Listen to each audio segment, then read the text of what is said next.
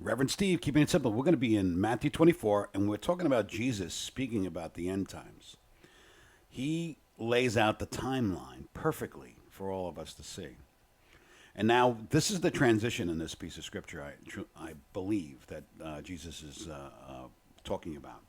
Trans- the transition from what happened in the past and the time of the end. It's quite, you know, telling when we read it. So we're going to be in verse 6, verse 7. Now he talks about rumors, wars and rumors of wars, and then he talks about wars again. And I want you to catch that. So there's going to be times of wars, and what I think he's trying to tell his disciples, our brethren in the Lord, in the times of past, that there's going to be wars. There's going to be many things that are going to happen, but at the end, it's going to be an uptick, and I think that's what he's trying to tell us here. So let's get right into this very quickly. I have a lot more to talk about in this chapter, and we're going to be going through the rest of the chapter in this week and the following weeks. So let's get into this. So in Matthew 24, verse 6, and you will hear of wars and threats of wars. Notice the difference.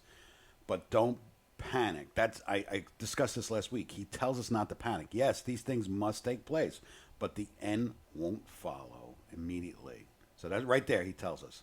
This is the transition.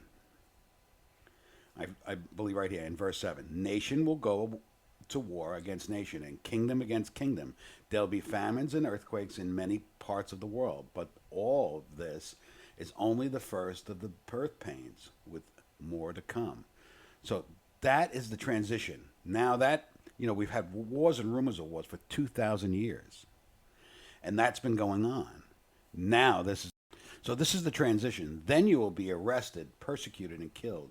You'll be hated all over the world because you are my followers, and many will turn away from me and betray and hate each other. That is the transition.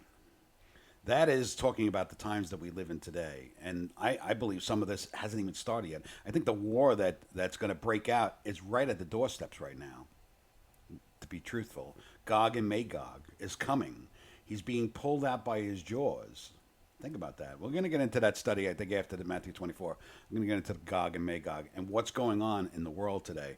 It's quite telling that things are happening and somebody's being pulled out from the north, and eventually is going to end up in the Holy Land.